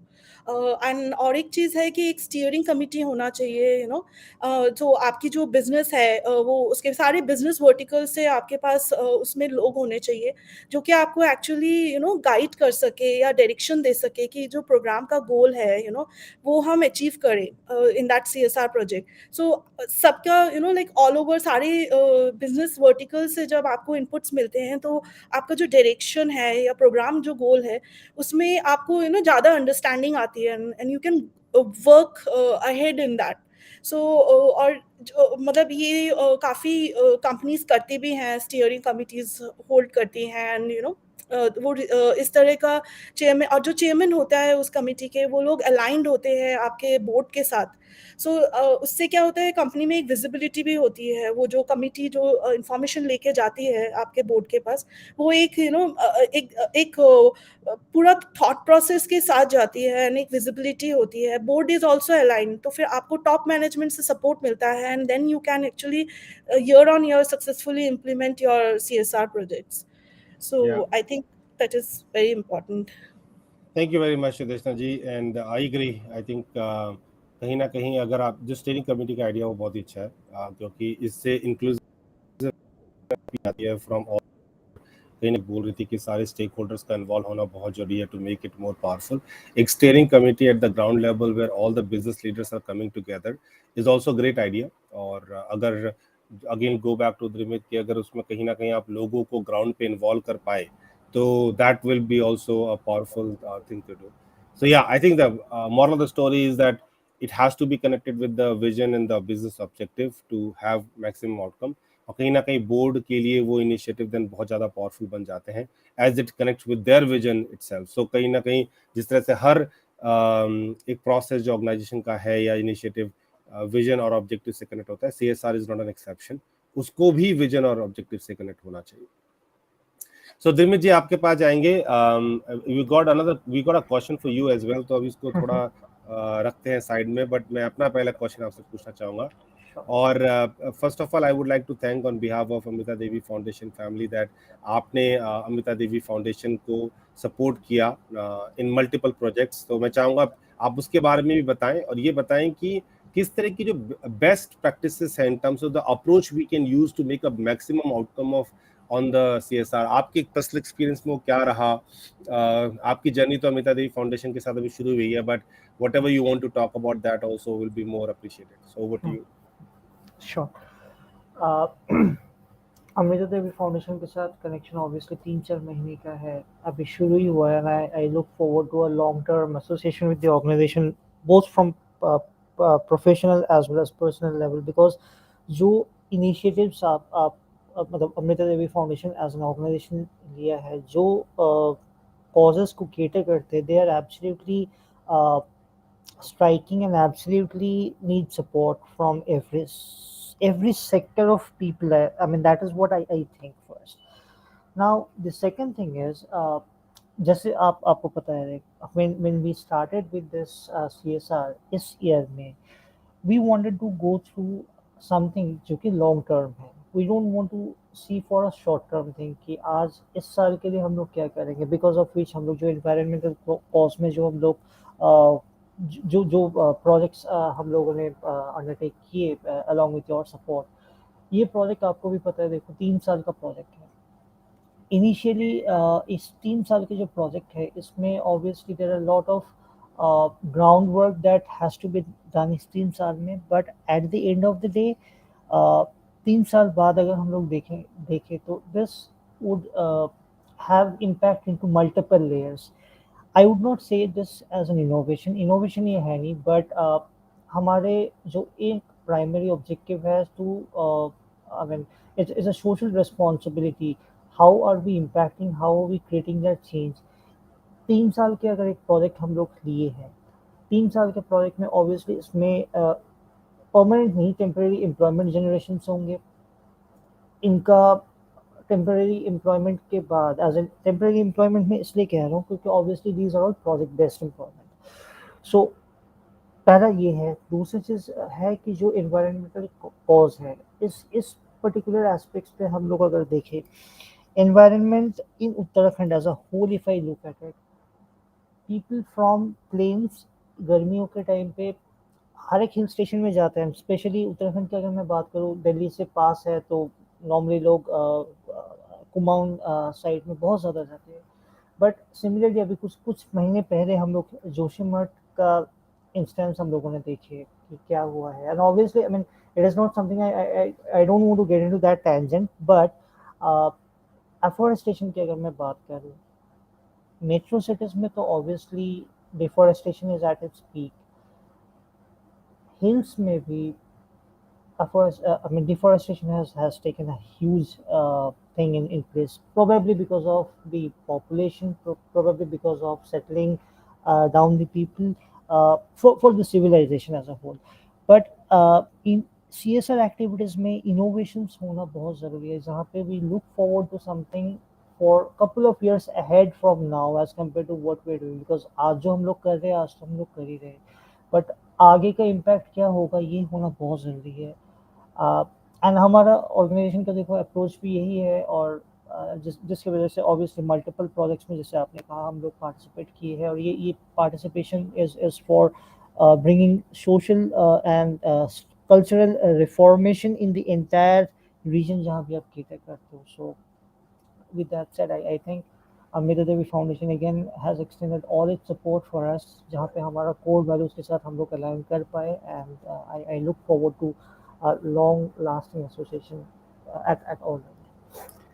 Yeah, and thank you Drimit, and appreciate your contribution, and I would say कि जो भी इनिशिएटिव्स है वो कहीं ना कहीं इकोनॉमिकल ग्रोथ को लेकर भी कनेक्टेड है। जैसा कि मैं बोल रहा था कि देखिए हमारा जो अमृता देवी वुमेन स्किल डेवलपमेंट इंस्टीट्यूट है उसका तो विजन ही बेसिकली बच्चों को अपस्किल करके एम्प्लॉयमेंट पे लेकर आना है, बट जो अमृता देवी अर्थ केयर है जो एनवायरनमेंट के लिए काम करती है वहाँ पर भी ऐसे इनिशिएटिव्स को हम ज़्यादा प्रायोरिटी देते हैं जो कहीं ना कहीं इकोनॉमिकल गेन कर रही है। सो FYI द्रिमित की ऑर्गेनाइजेशन जो है IQOR India services private limited, उन्होंने 3 प्रोजेक्ट्स जो अमृता देवी फाउंडेशन के साथ वो कर रही है डिजिटल मार्केटिंग के अंदर, फॉरेस्टेशन के अंदर और स्मोकलेस चूल्हा के अंदर, वो सारे के सारे प्रोजेक्ट कहीं ना कहीं इकोनॉमिकल गेन को लेकर कनेक्टेड है। एक ऐसा इकोसिस्टम बिल्ड करना जो कि कल को लोगों को एक ऐसा साधन दे सके जिस साधन से वो आगे बढ़ सके, that is what I think the main funda behind everything we are doing, and I think great progress is happening. Even on this I would invite Drimit and his team to come and be participating in July when we actually gonna plant things. इस बार तो वो लोग नहीं आ पाए when we did the smokeless chula distribution and बच्चों को certification हमने किया, but आई थिंक जुलाई के एंड में या अगस्त के फर्स्ट सेकंड वीक में अगर द्रिमित और उनकी ऑर्गेनाइजेशन के लोग आएंगे तो that will be awesome, see the things on ground. All right, with that said, as I said, we are running a little short of time, but I'll try to be quick, and there are questions and I would like to ask those questions to the speakers here, but गौरव पहले आपके पास पढ़ते हैं और आपसे मैं अपनी तरफ से जो लास्ट क्वेश्चन है वो पूछता हूँ कि CSR इनिशिएटिव के बारे में अभी द्रिमित भी बोल रहे थे कि कहीं ना कहीं एक जो इनिशिएटिव है वो ऐसा नहीं होना चाहिए कि एक बार आपने किया and then you forget about it, it has to be a continuous support to that particular initiative to actually see the impact, right? For example, अगर अब मैं उनका एग्जांपल लूं एफोरेस्टेशन का, तो एक एफोरेस्टेशन में जहां पर हम लोग कोशिश कर रहे हैं कि हम लोग वहाँ चंदन के पेड़ लगाएंगे या और तरह के पेड़ लगाएंगे जो लकड़ी या फल देंगे, वो पेड़ तो एक साल में बढ़ेगा नहीं, उसको तो चंदन के पेड़ को बनने में 2 से 3 साल लगते हैं। तो आई थिंक कहीं ना कहीं सस्टेनेबल सपोर्ट होना चाहिए उस कॉज के लिए ताकि आप उस तक देख सके। तो मैं आपसे ये जानना चाहता हूं और उसी के बारे में मैं बात करना चाहता हूं कि जब कंपनियां हैं उनको कैसे इंश्योर करें कि वो एक सस्टेनेबल इनिशिएटिव पे कर रही है ताकि वो लॉन्ग टर्म तक उसको सस्टेन कर सके। What is your opinion on that? Absolutely. So I think for the most part, answer to this is more about summarizing all that has been said by Sudeshna ji, Indrani ji, and Drimit ji. मेरा विचार है कि companies को अपनी भागीदारी केवल जैसा सुदेशना जी ने भी विस्तार में बताया, कंपनीज को अपनी भागीदारी बढ़ानी पड़ेगी, अपना इन्वॉल्वमेंट बढ़ाना पड़ेगा कि वो इन प्रोग्राम्स को थोड़ा और इफेक्टिव अपना टैलेंट यूज़ करके अपनी एम्प्लॉयज़ को एंगेज करके अपना इन्वॉल्वमेंट बढ़ाना पड़ेगा, जिससे कि वो चैलेंजेस को ग्राउंड ज़ीरो पे एड्रेस करने के लिए थोड़ा इनोवेशन लाएँ अपनी-अपनी एक्सपर्टीज़ के हिसाब से। टेक कंपनीज हैं, जैसे मैंने आपको एक उदाहरण दिया सिस्को के कृषि मंगल का, थिंक्यूबेटर का, उनके पास वो सारी एक्सपर्टीज थी जिससे वो इनोवेशन आ पाया। जितनी भी कॉरपोरेट एंटिटीज सीएसआर में सीएसआर प्रोजेक्ट्स डिफाइन कर रही हैं, वो अपनी अपनी एक्सपर्टीज के हिसाब से और वैल्यू एडिशन सोचें जिससे ये प्रोग्राम्स ज़्यादा इफेक्टिव हों।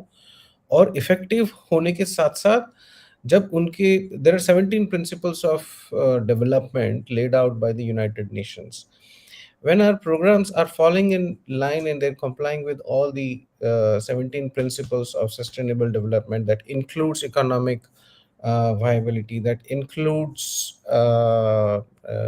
inclusive growth, of course, that includes return over investment. Return over investment is not about getting the capital back, but it's about building an ecosystem. Once you've invested, it in turn creates an ecosystem which then runs by itself.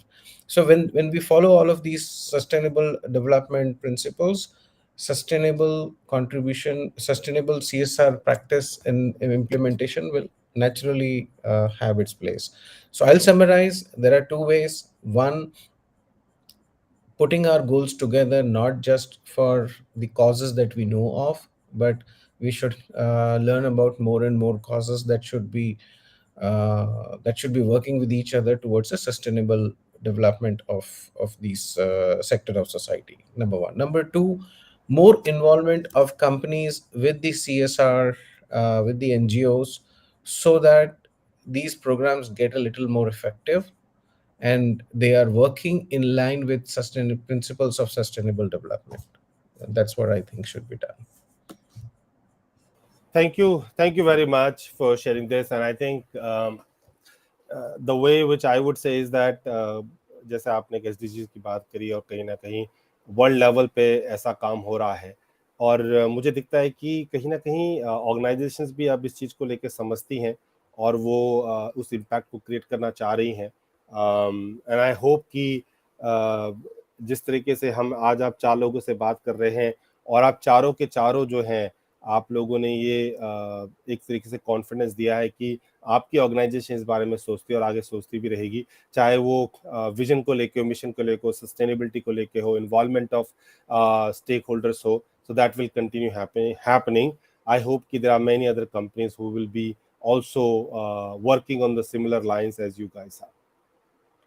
Now it's time for question and answer. So I will be once again asking my audience if they have any questions for our speakers. Please feel free to raise it, and if they can put a question कि वो question किसके लिए है तो मेरे लिए आसान हो जाएगा. तो सबसे पहले द्रिमित, मैं आपका क्वेश्चन पिक कर लेता हूं. और द्रिमित, आपके लिए जो क्वेश्चन है वो ये है कि can you share any insights on CSR initiative. Basically जो ऐसी इनिशिएटिव है कि वो कैसे एम्प्लॉय रिक्रूटमेंट, रिटेंशन और एम्प्लॉय सेटिस्फेक्शन में कैसे इम्पैक्ट करती है, और एक जो ऑर्गेनाइजेशन है वो कैसे एक culture of social responsibility build कराए. I think this is awesome question because एक टॉपिक जो बहुत ही इंटरेस्टिंग है वो ये कि ऑर्गेनाइजेशन भी एक सोशल रिस्पॉन्सिबल कल्चर क्रिएट करना चाहती है. CSR could be one part of it. What do you think द्रिमित, की कैसे ये हेल्प करती है रिटेंशन, रिक्रूटमेंट में और एक सोशल रिस्पॉन्सिबल एनवायरनमेंट क्रिएट करने में? राइट. इसमें अगर हम लोग देखते हैं, if we start with recruitment, let's say IQOR, I mean मैं अपने ऑर्गेनाइजेशन के एग्जांपल लेके ये करता हूँ. We have been a part of 3 projects with Amrita Devi Foundation. Now let's say there is a project that you are catering to. IQOR is supporting जो digital इसमें digital media में जो courses जो आप करा रहे हो. Now let's say 6 months down the line हमें I mean we have a requirement or multiple requirement because IQOR as an organization is a KPO, तो यहाँ पे multiple line of businesses है. हमें ऐसे कोई I mean एम्प्लॉयज की ज़रूरत है जिनको वो स्पेसिफिक स्किल सेट्स चाहिए जो अमृता देवी फाउंडेशन उनके कोर्स के तहत इनको इम्पार्ट किया है. So obviously that is one of a segment जहाँ से एम्प्लॉयमेंट शुरू होता है after they complete their learning course and all. Once that start, आज के डेट पे majority of the organization, if we look at it, every organization more or less are in the tier 1 cities or metropolitan cities. uh, if I talk about any tier 2 tier 3 cities जहाँ पे बहुत ज़्यादा employment opportunities नहीं है या बहुत ज़्यादा organization penetrations नहीं हुआ है, this is a proven fact कि an employee from a place which does not have much opportunities versus an employee from a place which has multiple opportunities, retention anytime is better for them who are from places जहाँ पे opportunities नहीं है, because somehow even I am from I mean hills, so I know it pretty well. जहाँ पे बहुत सारी चीज़ें होते हैं ना, प्रोबेबली उस चीज़ की कदर होती नहीं है, और जहाँ पे नहीं होता है उस पर्टिकुलर जगह से जो आता है ना, उनको चीज़ों की कदर होती है. Now, why I'm saying चीज़ों की कदर is not because I want to say it other way, but sticking to a job does not only show your dedication to your work, but also shows your responsibility to the organization. Now, retention की बात हम लोग जब करते हैं, if an employee is engaged, if an employee is uh, you know is made being I mean being made feel valued, uh, is taken into part of everything that the organization thinks of. क्योंकि हमारे यहाँ पे CSR में क्या होता है, I would want to tell about that also. यहाँ पे हम लोग CSR projects में जाने से पहले there is a survey that goes out for all the employees, to all the employees, to know what are their take on it. So it's an inclusiveness that we create here also. What are their thoughts around it? So CSR as a whole, it is not only impacting the society, the place this project is being undertaken, but it is an inclusiveness. It gives a sense of inclusiveness across. It's a 360-degree kind of a thing that we are trying to create. And of course, जो sustainable model की हम लोग बात कर रहे थे, long term visions की बात कर रहे थे, आज anybody who has been a part of this project, with Amrita Devi Foundation, after 3 years from now, when they see things shaping up, and in between also जब हम लोग वो project report share करते रहते, क्योंकि organization was share होते सबके साथ, that gives them a feeling that they are also a part of this project. It is an implicit responsibility on them, to support it, and probably that is how this entire thing can be knitted together. Govindji. Thank you very much. And I think I really like the way you said it. There could be some recruitment opportunities. There could be employee engagement activities which can be planned, which can help employee retention for that. Absolutely. CSR cannot be only the employee retention strategy, but कहीं ना कहीं वो उसमें contribute कर सकती है. So I appreciate you mentioning that. We are getting so many questions, but I will only take one in the interest of the time. And I have got a couple of them, and I think all of them are mentioned Gaurav's name. So Gaurav, are you available here? Let me see which one I pick so that we can close with this last question for you. It says, I don't know whether that's how much it's true. I'm putting it on the screen for you, Gaurav. How does your company leverage technology and innovation to enhance the impact and scalability of its CSR initiative? I'm not sure whether that's something you guys invest into, or this is not your forte right now. Most definitely, yes. So now that brings us, okay, let me first introduce to whoever asked that question. We are a tech consulting and services company, and we are focused on three areas of technology: cloud and infrastructure, DevOps, and cybersecurity. We essentially, in a nutshell, we help businesses to build, automate, and secure, which in the backdrop translates to people working on understanding customer problems and solving their problems using solutions from either Amazon or Microsoft or Google. And then there are umpteen technology vendors whose solutions we stitch together to solve problems of customers. Now, how do we leverage this and how do we innovate to help bring social impact? All of these business operations, they entail our alliances with technology vendors, and these alliances have their programs where we need to upskill talent, we need to engage people for outreach programs, for example, educating customer, for example, uh, running marketing programs. So we leverage these technologies. There are training modules built which can and which have been associated with these social impact initiatives, where we have these students from the masses to understand emerging technologies, to understand how digital marketing is happening in the new age around these technologies, understand the dialogue, because they are aloof, they have no exposure of what's happening globally. uh, so much so that, again, in the interest of time, imagine a gentleman from Uttarakhand who is inquisitive to understand how cloud operates. Why does business need cloud? And I'll keep it brief there. And then he learns from us. There are very well designed training programs focused on the understanding level of these people. That's how we are leveraging whatever they could offer, right? And then the person is able to talk to someone half the world apart, and be able to converse about these emerging technology, which instills so much of confidence in him. He now says, I would want to learn more. He does not have to leave the place. He's able to fulfill his presence back at Uttarakhand, and he's able to connect to a wider audience. He's able to then also cascade and spread the impact of such knowledge in those areas where he belongs. That's as little as where I think that there are a lot of initiatives, there are a lot of innovation happening in this space, but that's to start with, if that answers the question. Yeah, it does. And I think this is such an interesting piece that a lot of people are talking about technology और कैसे technology लोगों की job ले लेगी.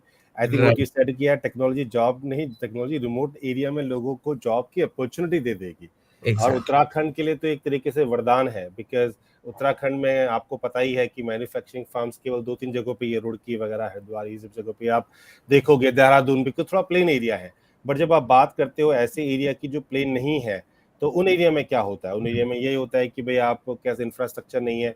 Thanks to the internet connection now आप घर पे बैठे बैठे काम कर सकते हो, right? And thanks to organization like yours, all of you who are really open to give opportunity to those students who are working from remote area, और वहां बैठ के भी वो काम को कर सकते हैं. ऑल्दो लगातार प्रश्न पे प्रश्न आ रहे हैं, और अनफॉर्चुनेटली मेरे पास टाइम नहीं है इस वक्त उन क्वेश्चंस को लेने का. But I would say thank you very much to all the audience for being there with us and listening to us and being the part of the celebration of 100th episode of बातें उत्तराखंड की.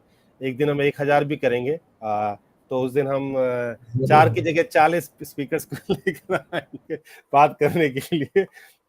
But let me ask and tell, thank you everybody, all four of you being always a well wisher. और I think कहीं ना कहीं ये हमारे motivation है. इंद्रानी बोल रही थी कि गोविंद आप इसको करते हो, तो thanks to you and kudos to you. But I would say, Indrani and all of you, that it is the support from which I get from all of you, the energy I get from all of you. जब भी मैंने कभी भी याद किया आप लोगों को, चाहे अपने विचार को शेयर करना हो हमारी बच्चियों के साथ, या कोई ब्रेनस्टॉर्मिंग करनी हो, या हमारे लोगों से इंटरेक्ट करना हो, आप लोगों ने हमेशा सपोर्ट किया. गौरव, द्रिमित, सुदेशना जी पहली बार हमारे बीच में आई हैं. I am sure this journey will be a longer journey with us. So, with that said, I would say thank you very much for always being the well-wisher. Anything you want to say at the last? The dice is open for you. Any short word, last departing word you want to share to the audience, you can say to the audience.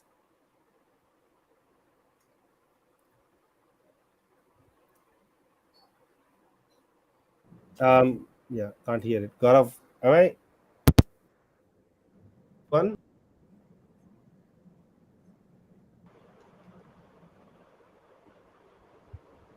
Gaurav, you're on mute, I guess. Yes. Yeah. Oh, sorry. Yeah. Okay.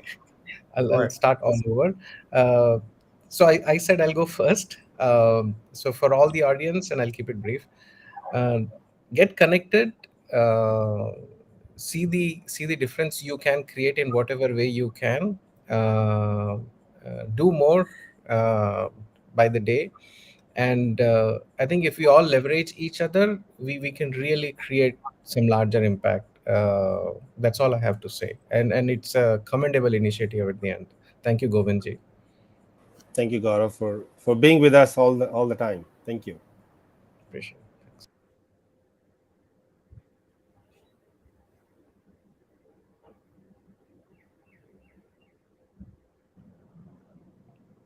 So I think Indrani ji, you want to go first or? No, that's fine. So I just wanted to say two sentences. So first, congratulations again, Govind, Mamta, everyone doing fantastic work. बहुत अच्छा भी लगा आपका video देख के, and to know that girls are getting confident, learning new skills, being financially independent. So that is fantastic. तो आप ऐसी ऊंचाइयां और चढ़ते जाएं, and आप 1,000 episodes भी करें, and in this journey kahin pe bhi if we are able to contribute and be with you, we would definitely want to be there to support you. Thank you. Thank you. और आप तो हमेशा हमारे साथ रहें. तो we just want your support, your well wishes, your guidance wherever me, my team needs that. So you always been there. That's what my ask would be. But thank you very much. Sure. Yeah, so I just want to add one thing that I'm feeling very lucky to be part of this talk show, and it's the first time that I actually partnered with Amrita Devi Foundation and saw their work that they have done. और frankly बहुत ही commendable है, मतलब आप लोग इतना initiative ले रहे हैं, और that too bringing I mean women empowerment तो बहुत important है. I think society में women का role बहुत important है. They actually take care of the children, so we are basically creating the next generation. they उनके guidance में ही next generation हो रहा है. तो उनको अगर हम empower करते हैं तो वो एक बहुत long way में जाएगा for nation building also. तो मुझे लगता है even in audience and even कहीं पे भी किसी भी part में कोई small initiative भी अगर हम करते हैं और उसके part होते हैं तो वो बहुत अच्छा रहेगा सबके लिए. मतलब हम लोग भी कंट्रीब्यूट करना चाहिए पर्सनली भी and through organisations and all. And मैं रियली मतलब it's an eye opener for me. And मैं कॉन्ग्रेचुलेट करूंगी गोविंद जी, ममता से एंड द एंटायर टीम जो कि इतना इनिशिएटिव ले रहे हैं. And all the best. आप लोग 1000 के यहाँ बहुत उससे और आगे जाए और it will help our country in a long way. So all the best to you guys. Thank you very much, Sudeshna ji. And I think this is going to be a longer journey. हमारा एक relationship जब हम किसी के साथ establish करते हैं तो we always make sure that we are be in touch with them and we are getting the best out of the support. Because कहीं ना कहीं एक जरिया भी आप लोगों को अगर हम प्रोवाइड कर सके कि एक जरिया है जिस जरिए से आप किसी ना किसी तरीके से हेल्प कर सकते हैं, that will be great. So thank you very much also being on the show. Drimit ji, you want to say something? Last word from your side to our audience. No, thank you, Govindji, for giving me this chance first. The vision Amrita Devi Foundation has taken up or has been working upon is commendable. As a person, as an individual, as from an organization, on behalf of my organization, we stand with you through days ahead, months ahead, years ahead. बचपन में हम लोग एक चीज पढ़ते थे, sharing is caring, so I would probably relate this to here. It is sharing and caring in a whole. We share for the society gets uplifted, society gets benefit out of that, and then this entire thing is going to go back. What we do today, probably the one who are getting benefit out of these, probably they can pass it on to the next generation, next level, or whichever way it is.